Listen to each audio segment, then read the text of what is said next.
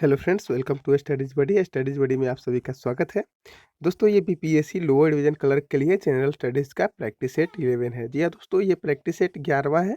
तो अगर आपने बाकी के 10 प्रैक्टिस सेट नहीं देखे हैं तो जाकर देख लीजिए, उसका लिंक नीचे डिस्क्रिप्शन में मिल जाएगा। गाइस, इन क्वेश्चंस को आप rksbuddy.com पे जाकर rksbuddy.com पे जाके रिवीजन भी कर सकते हैं, ठीक है? rksbuddy.com पे जाके इन्हें रिवीजन भी कर सकते हैं और वहाँ आपको इसका पीडीएफ भी मिल जाएगा। तो आप लोग जो है www.rksbuddy.com एक बार ज़रूर विजिट करें। और आइए शुरू करते हैं और देखते हैं आपके 50 एमसीक्यूज़ को। तो आइए। तो फ्रेंड्स, पहला क्वेश्चन यहाँ पे देख सकते हैं। पहला क्वेश्चन आपका कि निम्नलिखित में से किस नदी की ऊपरी मार्ग में मीठा जल परंतु निचले भाग में खारे जल का प्रवाह मिलता है? देखिए, ऐसी नदी है जिसके ऊपरी मार्ग में मीठा जल परंतु निचले मार्ग में जो है निचले भाग में खारे जल का प्रवाह मिलता है। तो ये एकमात्र लूनी नदी है, ठीक है? ऑप्शन नंबर बी आपका बिल्कुल करेक्ट है दोस्तों, लूनी नदी, ध्यान रखिएगा। और नेक्स्ट क्वेश्चन देख सकते हैं कि निम्नलिखित नदियों में से कौन सा अपने भ्रंश घाटी प्रवाह प्रवाह के लिए प्रसिद्ध है? अपने भ्रंश घाटी में प्रवाह के लिए कौन-सी नदी प्रसिद्ध है? तो ये दामोदर नदी है, ठीक है? ऑप्शन नंबर ए आपका करेक्ट आंसर हो जाएगा, दामोदर नदी, ठीक है? नेक्स्ट क्वेश्चन देख सकते हैं, तीसरा क्वेश्चन है कि भारत में नियोजन विकास का विरोध किसने किया था? जो भारत में नियोजन विकास का जो विरोध था, वो किसने किया था? तो ये महात्मा गांधी जी थे, जिन्होंने नियोजन विकास का विरोध किया था, ठीक है? और चौथा क्वेश्चन देख सकते हैं कि एचआईवी पॉजिटिव उम्मीदवारों के लिए भारत के किस राज्य ने पहली बार सरकारी नौकरी में सीट आरक्षण की व्यवस्था की है या सीट आरक्षित की है? जो एचआईवी पॉजिटिव है उनके लिए सीट आरक्षित किया गया है सरकारी नौकरी के लिए। ये किस राज्य ने किया है, आपसे ये पूछा जा रहा है। तो देखिए, ये केरल है, ठीक है? केरल सरकार ने सरकारी नौकरी में जिन्हें एचआईवी की बीमारी हो गई है उनके लिए सीट को आरक्षित किया है, ठीक है? आगे बढ़ते हैं। पाँचवा क्वेश्चन देख सकते हैं आप लोग कि भारत में इलेक्ट्रॉनिक वोटिंग मशीन जिसे हम ईवीएम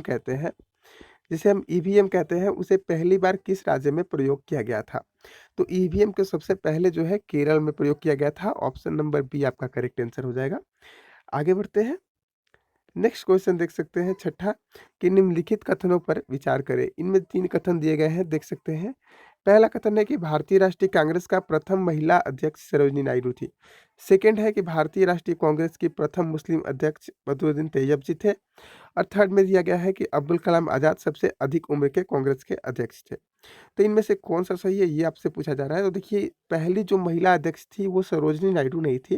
पहली महिला अध्यक्ष कौन थी? तो ये एनी बेसेंट थी, ठीक है? एनी बेसेंट थी, आप लोग जानते होंगे एनी बेसेंट को। तो एनी बेसेंट थी, यानी कि पहला तो आपका ऐसे ही गलत हो गया, बचा 2 और 3। तो राष्ट्रीय कांग्रेस के प्रथम मुस्लिम अध्यक्ष जो थे बदरुद्दीन तैयब जी थे, तो ये बिल्कुल सही है। और अब्दुल कलाम आज़ाद सबसे कम उम्र सॉरी सॉरी यहाँ पे लिखा हुआ है सबसे कम उम्र में कांग्रेस के अध्यक्ष थे, तो ये भी बिल्कुल सही है। तो ऑप्शन नंबर 2 और 3 सही है, यानी कि ऑप्शन नंबर बी जो है आपका बिल्कुल करेक्ट हो जाएगा छठे क्वेश्चन का। आगे बढ़ते हैं। गाइस, अगर आपको ये क्वेश्चंस अच्छे लग रहे होंगे तो आप हमारे चैनल को सब्सक्राइब करके वीडियो को लाइक ज़रूर कीजिएगा और कमेंट करके हमें ज़रूर बताइएगा कि और आप किस तरह की वीडियोस चाहते हैं हमसे, और आपकी तैयारी कैसे चल रही है ये भी आप ज़रूर बताइएगा। नेक्स्ट क्वेश्चन देख सकते हैं कि निम्नलिखित में से कौन भारतीय राष्ट्रीय कांग्रेस के कभी भी अध्यक्ष नहीं चुने गए हैं? इनमें से भारतीय राष्ट्रीय कांग्रेस के अध्यक्ष कभी भी नहीं चुने गए हैं, वो कौन से हैं? तो वो बाल गंगाधर तिलक जी हैं, ठीक है? एनी बेसेंट बन चुकी हैं, दादा भाई नौरोजी, मोतीलाल नेहरू, सारे जो हैं भारतीय राष्ट्रीय कांग्रेस के अध्यक्ष बन चुके हैं। बाल गंगाधर तिलक जी जो थे वो कभी अध्यक्ष नहीं चुने गए थे, ठीक है? 8वां क्वेश्चन देख सकते हैं कि निम्नलिखित में से किस कांग्रेस अधिवेशन के लिए पहली बार एक महिला अध्यक्ष को चुना गया था? तो एक महिला अध्यक्ष को कब चुना गया था, किस अधिवेशन में चुना गया था पहली बार? जो कि एनी बेसेंट जी थी महिला अध्यक्ष, वो कौन-सा अधिवेशन था? तो वो आपका 1917 का कोलकाता अधिवेशन था। कौन-सा था? 1917 का कोलकाता अधिवेशन था। ऑप्शन नंबर डी आपका करेक्ट आंसर है, ठीक है? नेक्स्ट क्वेश्चन की ओर बढ़ते हैं। नेक्स्ट क्वेश्चन देख सकते हैं कि निम्नलिखित में से कौन-सी महत्वपूर्ण घटना जालियांवाला बाग नरसंहार के तुरंत पूर्व घटी थी? तो जालियांवाला नरसंहार जैसे ही हुआ था, उसके बाद क्या हुआ था? रॉलेट एक्ट का बनना, ठीक है? उसके बाद ही रॉलेट एक्ट को बनाया गया था, जालियांवाला बाग होने के तुरंत बाद। पुस्तक स्वप्नपाश के लेखक या लेखिका निम्नलिखित में से कौन है? आपसे पूछा जा रहा है कि स्वप्नपाश जो पुस्तक है उसके लेखक कौन है, या फिर लेखिका भी आप कह सकते हैं। तो ये जो है मनीष कुलश्रेष्ठ हैं, ठीक है? मनीषा कुलश्रेष्ठ, सॉरी मनीषा कुलश्रेष्ठ है। ऑप्शन नंबर सी आपका करेक्ट आंसर हो जाएगा। आगे बढ़ते हैं। आगे 11वां क्वेश्चन देख सकते हैं आप लोग कि सर्वश्रेष्ठ फ़िल्म जो आपकी ग्रीन बुक थी, उसके निर्देशक कौन थे? देखिए इस तरह की फ़िल्मों के आपसे निर्देशक पूछा जा सकता है। देखिए ग्रीन बुक हो गया या फिर मूनलाइट हो गया, ऐसे-ऐसे फ़िल्मों के आपको जो है निर्देशक के नाम भी जो है याद रखने चाहिए। तो देखिए ये पीटर फेरेली हैं जो इनके निर्देशक थे, ठीक है? व्यक्तिगत सत्याग्रह आंदोलन के प्रथम सत्याग्रही कौन थे? जो व्यक्तिगत सत्याग्रह आंदोलन था उसके प्रथम सत्याग्रही कौन थे? तो ये थे आपके विनोबा भावे, ठीक है? ऑप्शन नंबर डी आपका करेक्ट आंसर है विनोबा भावे। आगे बढ़ते हैं।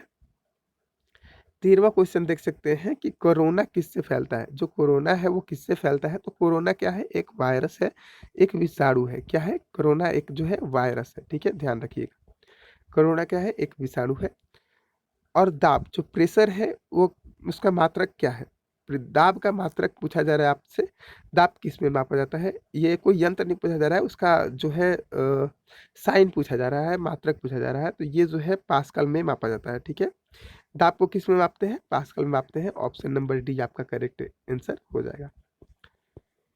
15वां क्वेश्चन देख सकते हैं। 15वें क्वेश्चन में है कि फोनोमीटर। फोनोमीटर बोल रहा है कि किसके मापन में उपयोग किया जाता है?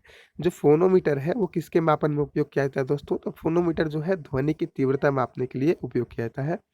ऑप्शन नंबर ए आपका करेक्ट आंसर है। ध्वनि की तीव्रता किससे मापी जाती है? तो फोनोमीटर से मापी जाती है, ठीक है? आज थोड़ा सा गला मेरा बैठा हुआ है इसलिए वॉइस में थोड़ी सी दिक्कत आप लोगों की हो रही होगी, तो उसके लिए सॉरी, माफ़ी चाहता हूँ। अब गला ठीक होने तक तो आपको ऐसे ही झेलना पड़ेगा। 16वां क्वेश्चन देख सकते हैं कि सल्तनत काल में दिल्ली में जमात खान मस्जिद का निर्माण किसने करवाया था? जो जमात खान मस्जिद था, उसका निर्माण किसने करवाया था? सल्तनत काल में आपसे पूछा जा रहा है। तो इसका जो है वो निर्माण है अलाउद्दीन खिलजी ने करवाया था दोस्तों, ध्यान रखिएगा अलाउद्दीन खिलजी, ठीक है? आगे 17वां क्वेश्चन देख सकते हैं आप लोग कि भारत में न्यायिक पुनरीक्षण की संकल्पना किस देश के संविधान से ली गई है, ठीक है? तो ये किस देश के संविधान से ली गई है दोस्तों? तो ये ली गई है आपका अमेरिका से, ठीक है? क्या लिया गया है अमेरिका से? न्यायिक पुनरीक्षण की संकल्पना, ठीक है? और राज्य की विधान परिषद साधारण विधेयक को किस अवधि तक रोक सकती है? जो राज्य की विधान परिषद है वो साधारण जो विधेयक पारित होता है उसे किस अवधि तक रोक सकती है? तो ये रोक सकती है 3 माह तक, ठीक है? ध्यान रखिएगा 3 माह तक रोक सकती है, 3 मंथ तक, ठीक है? आगे बढ़ते हैं। आगे 19वां क्वेश्चन देख सकते हैं कि संसद की प्रकलन समिति के सदस्य का कार्यकाल कितने वर्षों का होता है? तो जो संसद की जो प्राकलन समिति होती है, उनके जो सदस्य होते हैं, उनका कार्यकाल जो है 1 वर्ष का होता है, ध्यान रखिएगा। 1 वर्ष, सिर्फ़ 1 वर्ष का होता है, ठीक है? कभी 6 वर्ष आप क्लिक मत कर दीजिएगा क्योंकि 6 वर्ष में अधिक लोग कन्फ्यूज़ हो जाते हैं। जब भी प्राक्कलन समिति आए तो 1 वर्ष आंसर होगा, ठीक है? निम्नलिखित में से किस लोहे में कार्बन की मात्रा सबसे कम होती है? कार्बन में की मात्रा सबसे कम किस में होती है? ये आपसे पूछा जा रहा है किस लोहे में? तो देखिए जो पिटवा लोहा है उसमें जो है कार्बन की मात्रा सबसे कम होती है, ठीक है? ध्यान रखिएगा। आगे बढ़ते हैं। आगे 21वां क्वेश्चन देख सकते हैं कि धातुओं को आवर्त सारणी की किस ओर रखा गया है? किस ओर रखा गया है? ये आपसे पूछा जा रहा है। यहाँ पे और लिखा गया है। धातुओं को आवर्त सारणी में किस ओर रखा गया है? देखिए जो अधातुएँ हैं, सॉरी यहाँ पे अधातु पूछा जा रहा है आपसे। अधातुओं के बारे में पूछा जा रहा है कि अधातुओं को जो है आवर्त सारणी में किस ओर रखा गया है? तो जो अधातुएँ हैं उन्हें जो है दाईं ओर रखा गया है, ठीक है? अधातुओं को दाईं ओर रखा गया है, ध्यान रखिएगा। और 22वां क्वेश्चन देख सकते हैं कि भारतीय संविधान का कौन-सा अनुच्छेद राष्ट्रपति को लोकसभा भंग करने की शक्ति प्रदान करता है? तो राष्ट्रपति को लोकसभा भंग करने की शक्ति प्रदान है और ये किस अनुच्छेद के द्वारा प्रदान है? तो ये अनुच्छेद 85 के द्वारा प्राप्त है। ध्यान रखिएगा ऑप्शन नंबर सी, ठीक है? आगे बढ़ते हैं।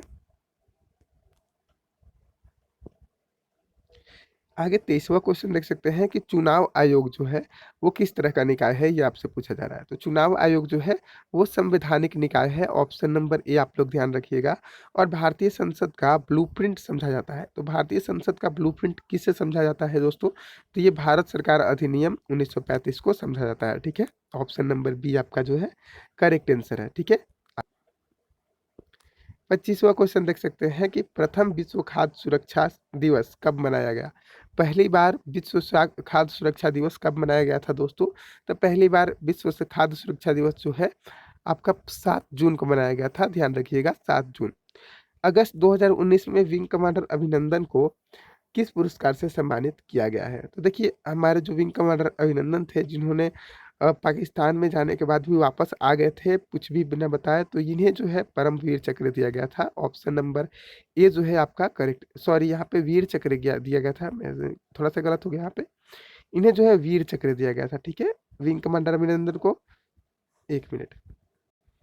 तो यहाँ पे ये सही है दोस्तों, इन्हें जो है वीर चक्र दिया गया था, वीर चक्र, ठीक है? आप लोग ध्यान रखिएगा, वीर चक्र दिया गया था विंग कमांडर अभिनंदन को। ये क्वेश्चन आपसे पूछा जा सकता है। आगे बढ़ते हैं नेक्स्ट क्वेश्चन की ओर। 27वां क्वेश्चन देख सकते हैं आप लोग कि 20,000 हर्ट्ज से ऊंची आवृत्ति वाले तरंगों को कौन से तरंग कहते हैं, ठीक है? 20,000 हर्ट्ज जो होगा उससे ऊंची तरंगों को जो है हम प्रस्रव्य ध्वनि तरंगे कहते हैं, ठीक है? ध्यान रखिएगा। गाइस क्वेश्चन मैं सेट नहीं करता हूँ, लेकिन जिन क्वेश्चन में मुझे डाउट होता है उन्हें मैं एक बार आपको बताने से पहले भी चेक कर लेता हूँ। तो आप लोग इस टेंशन में मत रहिएगा कि आपको कुछ गलत पढ़ाया जाएगा। आपको जो भी पढ़ाया जाएगा टोटली ऑथेंटिक क्वेश्चंस पढ़ाए जाएंगे जो आपके एग्जाम में पूछे जाएंगे, ठीक है? 28वां क्वेश्चन देख सकते हैं कि निम्नलिखित में से कौन सा कथन जो है गलत है? इनमें से कथन कौन सा गलत है ये आपसे पूछा जा रहा है। देखिए प्लेटलेट्स जो होता है केवल स्तनधारी वर्ग में रुधिर में पाया जाता है, तो ये बिल्कुल सही है। इसमें केंद्रक नहीं पाया जाता है, ये भी बिल्कुल सही है। इसका जीवन काल 1 से 120 दिन तक होता है, तो ये बिल्कुल गलत है दोस्तों, 80 दिनों तक होता है, ध्यान रखिएगा। और प्लेटलेट्स का निर्माण अस्थि मज्जा में होता है, ये भी बिल्कुल सही है। तो ऑप्शन नंबर सी जो है आपका करेक्ट आंसर हो जाएगा। और नेक्स्ट क्वेश्चन देख सकते हैं कि वाल्मीकि नेशनल पार्क बिहार के किस जिले में स्थित है? तो वाल्मीकि नेशनल पार्क जो है बहुत बार आ चुका है कि पूर्वी चंपारण में स्थित है। ऑप्शन नंबर ए आपका करेक्ट आंसर है। आगे बढ़ते हैं। तो आगे 30वां क्वेश्चन देख सकते हैं आप लोग कि किसी तत्व का द्रव्यमान संख्या क्या होता है? किसी तत्व का जो द्रव्यमान संख्या है वो आपसे पूछा जा रहा है। तो किसी तत्व का द्रव्यमान संख्या उसके प्रोटॉन और न्यूट्रॉन के योग का संख्याओं का योग होता है, ठीक है? प्रोटॉन संख्या और न्यूट्रॉन संख्याओं का योग क्या होता है? उस तत्व का द्रव्यमान संख्या होता है।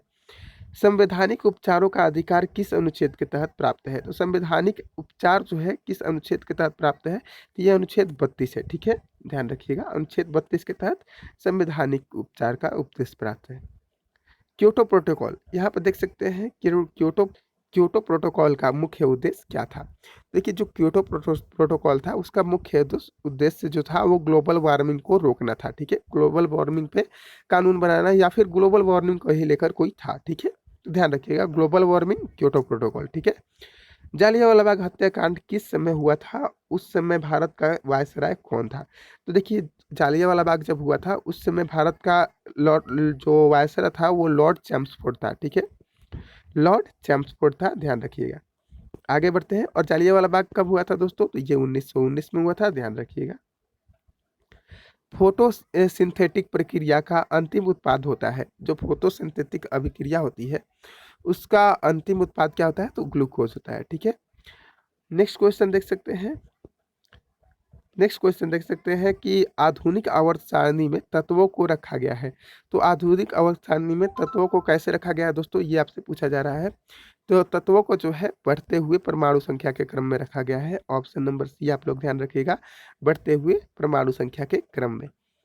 पटना में स्थित संजय गांधी जैविक उद्यान की स्थापना कब हुई थी? तो पटना में स्थित संजय गांधी जो हमारा बायोलॉजिकल गार्डन है उसकी जो स्थापना हुई थी वो हुई थी 1969 में, ठीक है? 1969, ध्यान रखिएगा, 1969, ठीक है? आगे बढ़ते हैं। नेक्स्ट क्वेश्चन देख सकते हैं कि नवनिर्मित संघ राज्य क्षेत्र लद्दाख जो है कुल कितने जिले हैं? तो लद्दाख में जो है कुल कितने जिले हैं ये आपसे पूछा जा रहा है। तो लद्दाख में कुल टोटल 2 जिले बनाए गए हैं, ठीक है? और भारत के राज्यों का भारत के राज्यों का निम्नलिखित में से कौन सा युग्म सबसे पूर्वी और सबसे पश्चिमी राज्य को दर्शाता है? पूर्वी और पश्चिमी को पूछ रहा है आपसे। तो देखिए अरुणाचल प्रदेश जो है पूर्वी है सबसे, और गुजरात जो है सबसे पश्चिमी राज्य है, ठीक है? ध्यान रखिएगा, ऑप्शन नंबर डी आपसे करेक्ट हो जाएगा। नेक्स्ट क्वेश्चन देख सकते हैं कि भोपाल गैस दुर्घटना का कारण क्या था? भोपाल गैस दुर्घटना का कारण क्या था और किसका रिसाव हुआ था, ये आपसे पूछा जा रहा है। तो मिथाइल आइसोसाइनाइड का रिसाव हुआ था, मिथाइल आइसोसाइनाइड का रिसाव हुआ था भोपाल गैस त्रासदी में, ठीक है।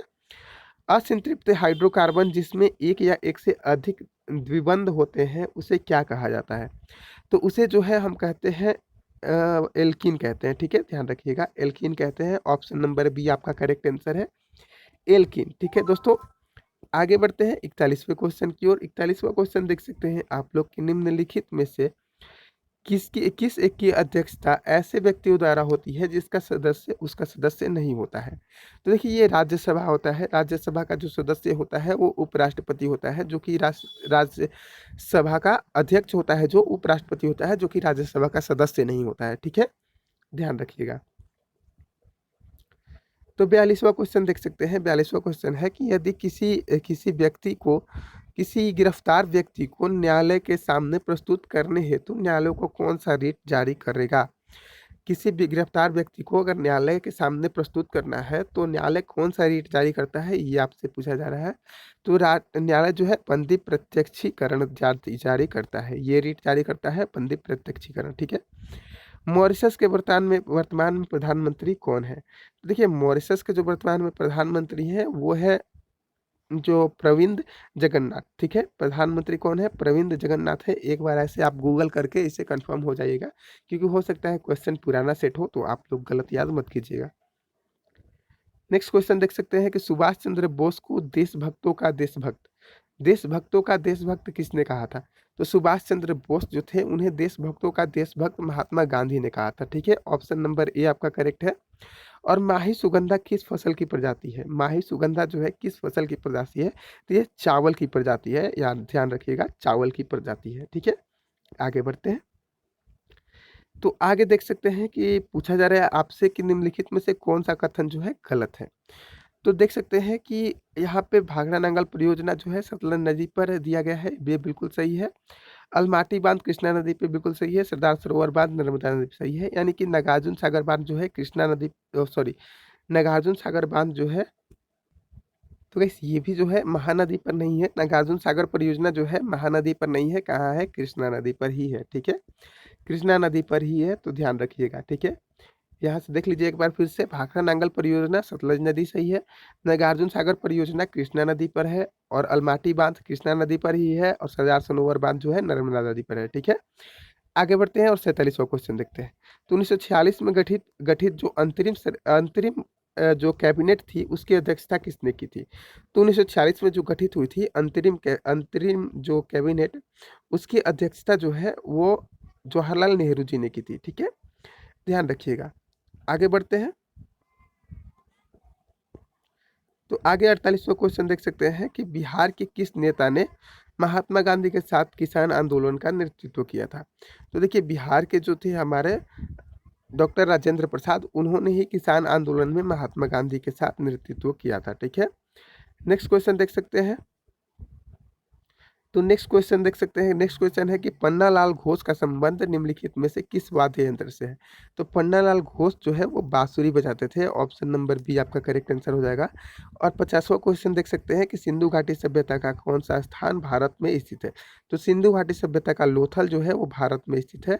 ऑप्शन नंबर जो सी है वो बिल्कुल करेक्ट आंसर है, ठीक है। और गाइस हड़प्पा और जो मोहनजोदाड़ो है, हड़प्पा और मोहनजोदाड़ो दोनों जो है जो पाकिस्तान में चले गए हैं। कहाँ चले गए हैं? पाकिस्तान में चले गए हैं, ध्यान रखिएगा। तो केवल लोथल ही फिलहाल, इन तीनों में से लोथल जो है हमारे भारत में स्थित है। तो गाइस ये आज के टॉप 50 एमसीक्यूज थे जो मैंने करा दिए। गाइस आप बताइएगा कि आपको क्वेश्चंस कैसे लगे, और आपको रेगुलर ही ऐसी वीडियो मिलती रहेगी। मैं साइंस की भी प्रैक्टिस सेट आपके लिए लेकर आ रहा हूँ, तो आप लोग जो है अच्छे से पढ़िए, अच्छे से तैयारी कीजिए। आप जो है अपने एग्जाम में जरूर सफल होइएगा। मिलते हैं नेक्स्ट वीडियो में, तब तक के लिए थैंक यू, धन्यवाद।